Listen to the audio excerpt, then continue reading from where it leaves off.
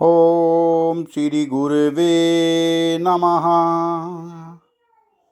ओम शांति शांति शांति। प्रणाम भगवान। भगवान योग वासिष्ठ महारामायण से निर्वाण प्रकरण पूर्वार्ध और सर्ग नंबर 56 से 59 लेते हैं भगवान, जिसमें शीर्षक है श्री भगवान के द्वारा अर्जुन के प्रति जीवन मुक्त अवस्था और जगत रूप चित्र का वर्णन एवं वासना रहित और ब्रह्म स्वरूप होकर स्थित रहने का उपदेश तथा इस उपदेश को सुनकर तत्वज्ञान के द्वारा अर्जुन की अविद्या सहित वासना का और मोह का नाश हो जाना। सत्संग लेते हैं भगवान। भगवान श्री कृष्ण ने कहा, अर्जुन, इस प्रकार वासना निवृत्ति रूप जीवन मुक्ति के द्वारा तुम आंतरिक शांति प्राप्त कर बंधु बांधव्य प्रयुक्त दुख का निशेष रूप से परित्याग कर दो। निष्पाप अर्जुन, जरा और मरण से रहित आकाश की तरह विशाल चित्त वाले तथा इष्ट एवं अनिष्ट विषयों के संकल्पों से रहित होकर तुम वीतराग हो जाओ। सदा से चला आने वाला स्वधर्म रूप कर्म जो संभाव से किया जाता है वह तो जीवन मुक्तों के लिए स्वाभाविक ही है और वही जीवन मुक्तता है।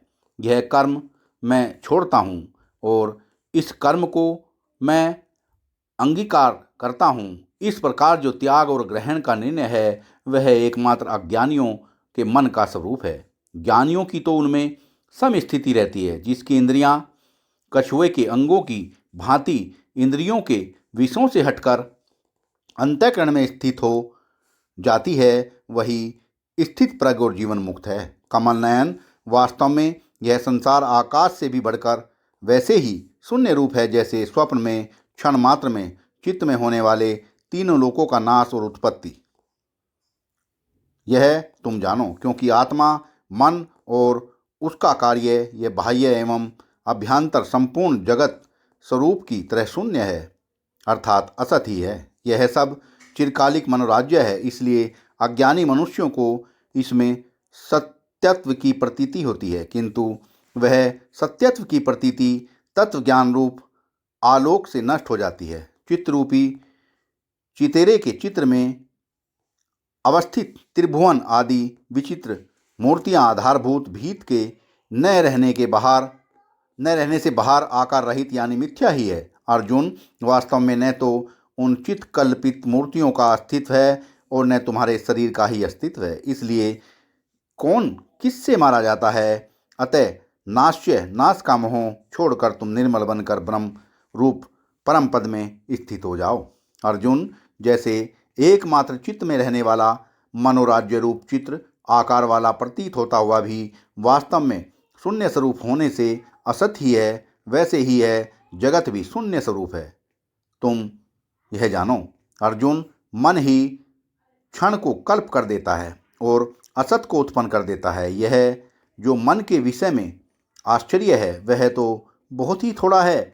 उससे भी बढ़कर तो आश्चर्य यह है कि वह असत जगत को भी शीघ्र सद्रूप कर देता है। इसलिए यह जगत रूप भ्रांति इस प्रकार के आश्चर्य पैदा करने वाले मन से ही उत्पन्न हुई है। क्षण भर के लिए ही अज्ञानवश चित्र विचित्र स्वरूप प्रतीत होता हुआ जो यह मनोराज्य है वही दृश्यमान इस प्रपंच जाल के रूप में प्रतीत होता है। यद्यपि ज्ञानियों की दृष्टि में स्वतः नित्य मुक्त आत्मा में अध्यस्त और एकमात्र कल्पना से उत्पन्न होने के कारण प्रतीति काल मात्र स्थायी वह तुच्छ जगत क्षणिक ही है, तथापि इसी क्षणिक जगत के विषय में इसके वास्तविक स्वरूप से अपरिचित अज्ञानी लोगों के व्रज सार की तरह दृढ़ कल्पना कर रखी है, अर्थात इस असत जगत को सत्य मान रखा है। अहो, अत्यंत आश्चर्य है कि यह उज्ज्वल चित्र आधार के बिना ही उत्पन्न होकर सामने दिखलाई दे रहा है। यह जगत रूप चित्र भली भांति लोगों का अनुरंजन करने वाला है और दृष्टि मन आदि को भी लुभाने वाला है। यह नाना प्रकार के प्राणियों से युक्त है, अद्भुत है, आकाश के समान शून्य रूप है और नाना प्रकार के विलासों से वेष्टित भी है। इस प्रकार के इस जगत रूप चित्र का शीघ्र ही अद्भुत चित्रों का निर्माण करने में समर्थ चित्ररूप चित्रकार ने आकाश में ही चित्रण किया है। अर्जुन, चेतन आकाश स्वरूप ब्रह्म से निर्मित सब कुछ ब्रह्म ही है। ब्रह्म में ब्रह्म के द्वारा ब्रह्म विलीन होता है।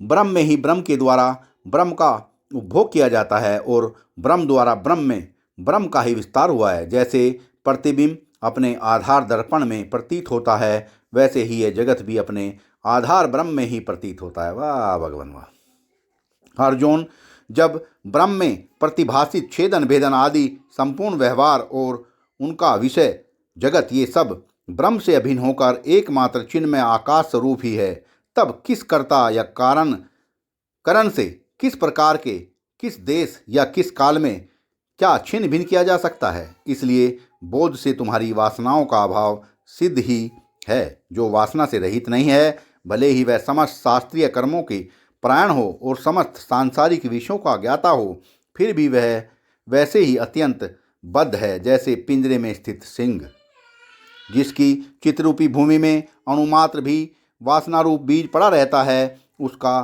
संसार रूप जंगल पुनः बढ़ जाता है। जब सत्य स्वरूप परमात्मा का यथार्थ ज्ञान अभ्यास के द्वारा हृदय में दृढ़ हो जाता है, तब वासना पूर्णतया नष्ट हो जाती है और वह फिर उत्पन्न नहीं होती। वासनाओं के पूर्णतया नष्ट हो जाने पर विशुद्ध जीवात्मा सांसारिक सुख दुख आदि वस्तुओं में वैसे ही लिप्त नहीं होता जैसे पानी में कमल का पत्ता।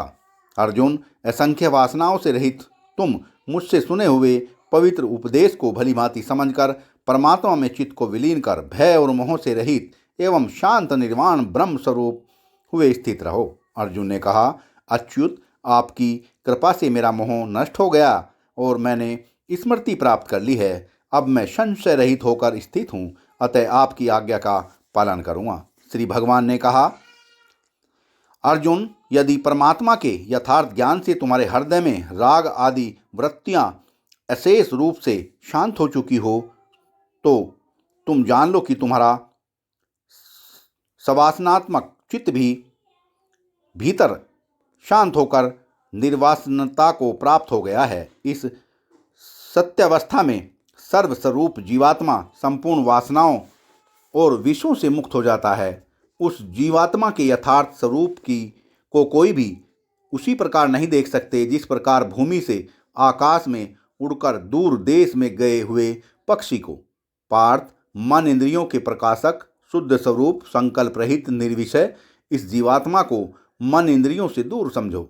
जैसे अग्नि के पर्वत पर पहुंचकर हिमकण सर्वथा नष्ट हो जाते हैं, वैसे ही शुद्ध सच्चिदानंद घन परमात्मा के यथार्थ ज्ञान से अविद्या भी नष्ट हो जाती है। नाना प्रकार के आकार और विकारों वाली यह अविद्या तभी तक रहती है जब तक जीवात्मा अपने वास्तविक स्वरूप विशुद्ध विज्ञान आनंद घन परमात्मा को भली भांति नहीं जान लेता। जो समग्र परमात्मा अपने आप से परिपूर्ण है, समस्त दृश्य संसार से रहित है और वाणी से अतीत है, उस अनुपम परम वस्तु परमात्मा की किसके साथ उपमा दी जा सकती है, अर्थात किसी के साथ नहीं। इसलिए अर्जुन, तुम अभीष्ट कामनाओं की निवृत्ति रूप युक्ति से विषात्मक विष से उत्पन्न महामारी रूप अंतःकरण की वासना को निपुणतापूर्वक दूर कर संसार से तथा संपूर्ण भयों से रहित परमात्म स्वरूप ही हो जाओ।